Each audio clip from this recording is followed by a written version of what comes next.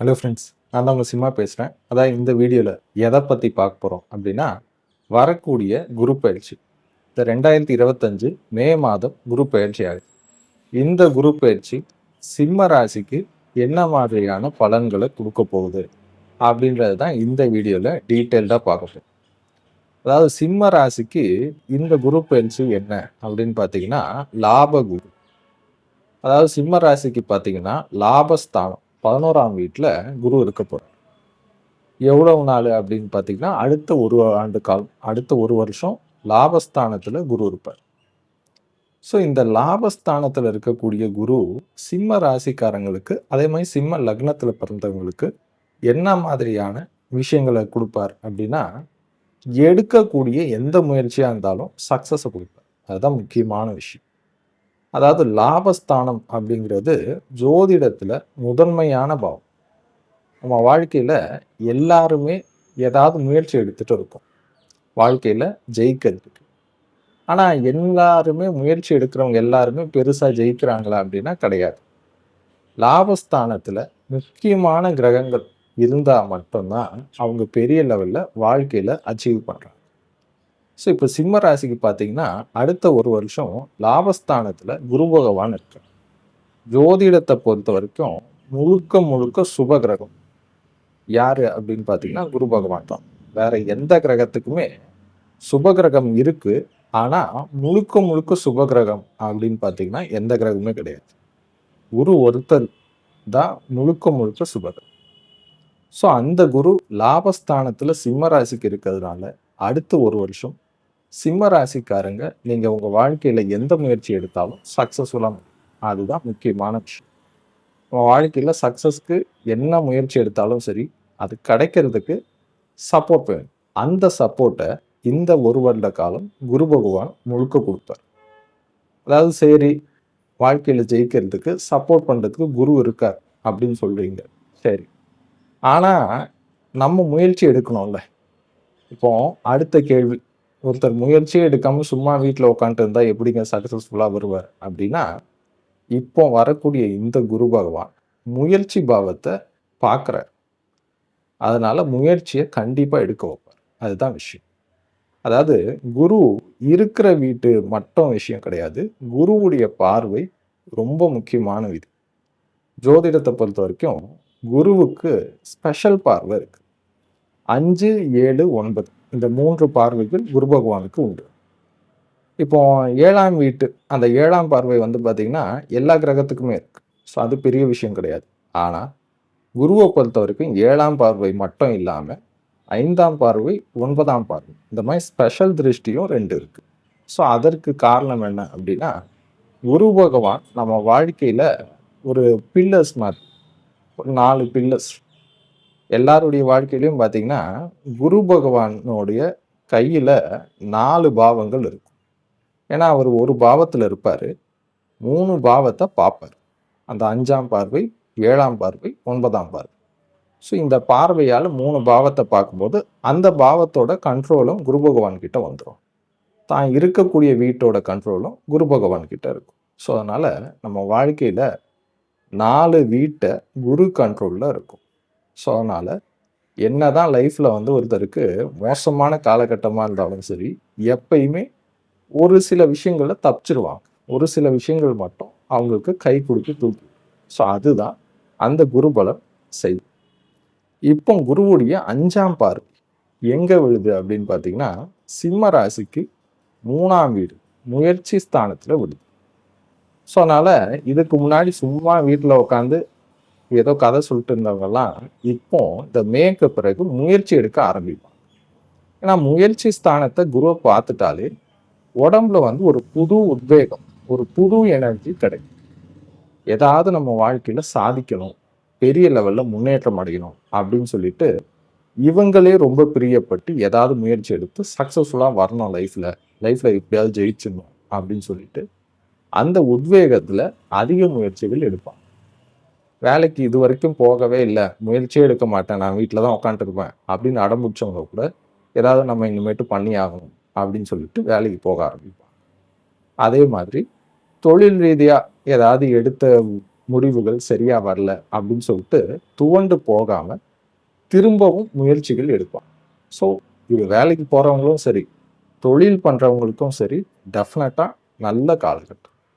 இப்போ அதே மாதிரி சில பேர் ஆன்சைட் போகணும் அப்படின்னு முயற்சி எடுக்கிறீங்கன்னா, நீங்க எடுக்கக்கூடிய முயற்சியும் டெஃபினட்டா சக்சஸ்ஃபுல்லா முடியும். அதுல துளியும் சந்தேகம் வேண்டாம்.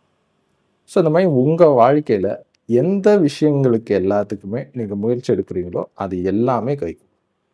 கல்யாணம் பண்றதுக்கு முயற்சி எடுக்கிறீங்க அப்படின்னா கண்டிப்பா கல்யாணம் நடக்கும். காரணம் என்ன அப்படின்னா, இது முயற்சி ஸ்தானம் மட்டும் கிடையாது. குருவுடைய 9ஆம் பார்வை எங்க விழுது அப்படின்னு பார்த்தீங்கன்னா, சிம்மத்துக்கு 7ஆம் வீட்டை பார்க்கும். 7ஆம் வீடுன்றது களத்திர பாவம். ஸோ களத்திர பாவத்தையும் குரு பகவான் பார்க்கறதுனால திருமணம் சார்ந்த விஷயங்கள்லையும் சக்ஸஸ்ஃபுல்லாக முடியும்.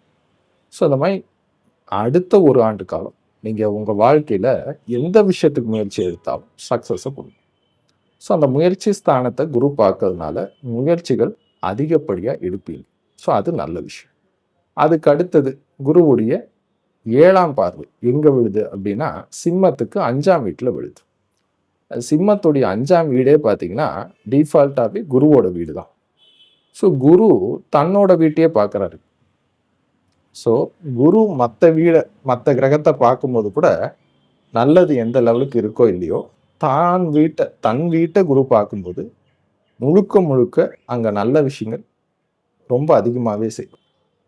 ஸோ அப்போ 5ஆம் வீட்டில் குரு பார்க்கும்போது என்னங்க நடக்கும் அப்படின்னா, 5ஆம் வீட்டு பலன்கள் எல்லாத்தையும் கொடுப்பார். 5ஆம் வீடுனா என்ன அப்படின்னா, மேல் படிப்புக்கு 5ஆம் வீடு ரொம்ப முக்கியமான பாவம். ஒருத்தர் வந்து ஒரு யூஜி டிகிரி முடிச்சுட்டு பிஜி பண்ணலாமா அப்படின்னு யோசிச்சுட்டு இருக்கீங்க அப்படின்னா ரொம்ப யோசிக்காதீங்க, இப்போ ஆரம்பிங்க. ஏன்னா 5ஆம் பாவத்தை குரு பார்க்கறதுனால மேல் படிப்புக்கு டைம் நல்லா இருக்கு. பிஜி பண்றவங்க, பிஹெச்டி ஏதாவது பண்ணணும்னு நினைக்கிறவங்க, இந்த மாதிரி மேல் படிப்பு ஏதாவது முயற்சி பண்றவங்க யாராக இருந்தாலும் மேல் படிப்புக்கு குருவுடைய பார்வை முழுக்க இருக்கு. ஸோ அதனால் நீங்கள் கொஞ்சம் ட்ரை பண்ணிங்கனாலே ஏதாவது மேல் படிப்பு சேர்ந்து ஒரு கோர்ஸ் சேர்ந்து படிக்க ஆரம்பிக்கும். ஸோ அதெல்லாம் குரு பகவான் முழுக்க சப்போர்ட் பண்ணுறார். அது மட்டும் இல்லை, 5ஆம் பாவம் சிற்றின்பத்தை குறிக்கக்கூடிய பாவம். அது என்னங்க சிற்றின்பம் அப்படின்னா, காதலும் அங்கே தான் வருது. ஸோ இதுக்கு முன்னாடி லவ்வே செட் ஆகாதவங்களுக்கு கூட இந்த காலகட்டம் அடுத்த ஒரு ஆண்டு காலம் காதல் வயப்படுறதுக்கு, காதல் செட் ஆகிறதுக்கு அதிகப்படியான வாய்ப்புகள் உண்டு. ஸோ இது எல்லாம் குரு செய்வாரா அப்படின்னா கண்டிப்பாக செய்வார். ஏன்னா குரு பகவானை பொறுத்த வரைக்கும் லைஃப்பில் இருக்கக்கூடிய எல்லா நல்ல விஷயத்துக்கும் எல்லா சந்தோஷங்களையும் கொடுக்கக்கூடியவர் குரு பகவான் தான். அதாவது காதல்லையும் பார்த்தீங்கன்னா நல்ல காதல், உண்மையிலேயே காதலிச்சு கல்யாணம் பண்ணணும் அப்படின்னு நினச்சி காதலிக்கிறவங்களுக்கு குரு பகவான் முழுக்க சப்போர்ட் பண்ணுவார். ஸோ இந்த மாதிரி கரெக்டான காதல், கரெக்டான கல்யாணத்தை கொடுப்பாரா அப்படின்னா அது ரெண்டுத்துக்கும் இந்த ஒரு வருட காலம் வாய்ப்பு இருக்கு. ஏன்னா குருவுடைய பார்வை 5ஆம் வீட்டில் மட்டும் இல்லாமல் 7ஆம் வீட்டையும் பார்க்குறாரு. ஸோ காதல் பாவத்தையும் பார்க்குறாரு, களத்திர பாவத்தையும் பார்க்குறாரு. ஸோ அதனால் இந்த காலகட்டம் நீங்கள் காதலிக்கிறவங்களையே கைப்பிடிக்க, காதலிக்கிறவங்களையே கல்யாணம் பண்ணுறதுக்கும் அதிகப்படியான வாய்ப்புகள் உண்டு. ஏன்னா இந்த குரு ரெண்டுத்தையும் பார்க்குறாரு, லவ்வையும் பார்க்குறாரு, மேரேஜ் பாவத்தையும் பார்க்குறாரு. ஸோ அதனால் ரெண்டுத்தையுமே கைகூடி நடத்தி வைப்பார். ஆல்ரெடி லவ் பண்ணிட்டு இருக்கிறவங்க இந்த காலகட்டம் கல்யாணத்துக்கு முயற்சி எடுத்தீங்கன்னா உங்கள் திருமணம் சக்ஸஸ்ஃபுல்லாக முடியறதுக்கு அதிகப்படியான வாய்ப்புகள் உண்டு. ஸோ இந்த மாதிரி காதல், திருமணம் சார்ந்த விஷயத்துக்கு குருவுடைய சப்போர்ட் முழுக்க உண்டு. சரிங்க, எனக்கு ஆல்ரெடி கல்யாணம் ஆயிடுச்சுங்க, குழந்தை பிறக்குமா அப்படின்ற கேள்வி அடுத்த கேள்வி. கண்டிப்பாக புத்திர பாக்கியத்தை கொடுப்பார். புத்திர பாக்கியத்தை எப்படி கொடுப்பார் அப்படின்னா, 5ஆம் வீட்டை குரு பார்க்குறாரு. 5ஆம் வீடு அப்படின்னாலே புத்திரஸ்தானம் அப்படின்றது தான் சொல்லுவோம். 5ஆம் வீடு பூர்வ புண்ணிய ஸ்தானம் அப்படின்னு சொல்லுவோம். அதில் தான் எல்லா விஷயங்களும் வரும். மேல் படிப்பு அதில் வரும், காதல் அதில் வரும், சிற்றின்பம் வரும், மற்றபடி வந்து புத்திர பாக்கியமும் அதுதான் வரும். ஏன்னா இது எல்லாத்துக்குமே வாழ்க்கையில் ஒரு புண்ணியம் வேணும், பூர்வ புண்ணியம். அதனால தான் பூர்வ புண்ணிய ஸ்தானம் 5ஆம் வீடுன்னு சொல்லுவோம். நம்ம முன் ஜென்மத்தில் நல்ல புண்ணியங்கள் நிறைய பண்ணியிருக்கோம், நிறைய நல்ல விஷயங்கள் பண்ணியிருக்கோம் அப்படின்னா தான் இந்த மாதிரியான விஷயங்கள், சமாச்சாரங்கள்லாம் லைஃப்பில் கரெக்டாக இது ஏன்னா இது எல்லாமே வாழ்க்கைக்கு தேவையான விஷயம். கண்டிப்பா வந்து ஒரு காலகட்டம் வரும்போது காதலிக்கிறவங்களுக்கு அந்த காதல் இருந்தால் தான் வாழ்க்கை வந்து இனிக்கும். அதே மாதிரி ஒரு சில காலகட்டத்தில் படிப்பு முக்கியம். இந்த மேல் படிப்பெல்லாம் படிச்சாதான் இன்றைய காலகட்டத்தில் ஒரு நல்லா சம்பாதிக்க முடியும். ஒரு நல்ல லெவலில் வர முடியும். ஸோ அதுக்கு படிப்பு முக்கியம். அதே மாதிரி கல்யாணம் பண்ணதுக்கப்புறம் புத்திர பாக்கியம் ரொம்ப முக்கியம். ஸோ இந்த மாதிரி எந்த விஷயமா இருந்தாலும் சரி, வாழ்க்கைக்கு முக்கியமான விஷயங்கள் எல்லாமே பார்த்தீங்கன்னா, மோஸ்ட்லி இந்த பூர்வ புண்ணிய ஸ்தானத்தில் இருக்கும். அது அந்த பூர்வ புண்ணிய ஸ்தானமே சிம்மத்துக்கு பார்த்தீங்கன்னா குரு தான். ஸோ தன்னோட வீட்டையே குரு பார்க்கறதுனால, இந்த மாதிரி எல்லா நல்ல விஷயத்தையும் சிம்ம ராசிக்கு அடுத்து 1 ஆண்டு காலம் முழுக்க கொடுப்பார். ஸோ அதனால இது சார்ந்து எந்த விஷயங்கள்ல முயற்சி எடுத்தாலும் சக்ஸஸ்ஃபுல்லாக முடியும். ஸோ இதெல்லாம் நல்லது. ரைட். அதுக்கு அடுத்தது குரு வேற என்ன பண்ணுவார் அப்படின்னா, குருவுடைய 9ஆம் பார்வை ஸ்பெஷல் திருஷ்டி. ஸோ அது எங்க விழுது அப்படின்னா, உங்களுடைய களத்திர பாவம் 7ஆம் வீட்டில் விழுது. ஸோ 7ஆம் வீட்டை குரு பகவான் பார்க்கறதுனால என்னது நல்லது அப்படின்னா, கல்யாணம் இதுவரைக்கும் ஆகாதவங்களுக்கு திருமணத்தை நடத்தி கொடுப்பார். குருவுடைய முக்கியமான வேலை திருமணம். ஏன்னா யாரா இருந்தாலும் சரி, இப்போ கல்யாணம் நடக்கணும் அப்படின்னா ஜோசியர் சொல்ற முதல் விஷயம், இப்போ குரு பலன் இருக்கு. ஸோ அதனால இப்போ பார்க்க ஆரம்பிங்க அப்படின்னு சொல்லுவாங்க. இல்லைன்னா இப்போ குரு பலன் இல்லைங்க, கொஞ்சம் 1 வருஷம் வெயிட் பண்ற மாதிரி இருக்கும், அடுத்த வருஷம் தான் கல்யாணம் நடக்கும் அப்படின்ற மாதிரி சொல்லுவாங்க. ஏன்னா நம்ம வாழ்க்கையில நடக்கக்கூடிய எந்த விதமான சுபகாரியம் நல்ல விஷயமா இருந்தாலும் சரி, அங்க குரு பலன் வேணும். குரு பலன் இல்லாம நம்ம வாழ்க்கையில எந்த விஷயமே நடக்காது. இது கல்யாணம் மட்டும் இல்லை. கல்யாணம், காதல், ஒரு வீடு கட்டுறது, சொந்த வீடு வாங்குறது, ஒரு நல்ல வேலையில உட்கார்றது, ஒரு கவர்மெண்ட் ஜாப் கிடைக்கிறது, குழந்தை பிறக்கிறது, இந்த மாதிரி வாழ்க்கைக்கு தேவையான முக்கியமான விஷயங்கள் எல்லாம் பார்த்தீங்கன்னா எப்போ நடக்கும்னா, நம்ம ஜாதகத்துல குருபலன் வரும்போது தான் நடக்கும்.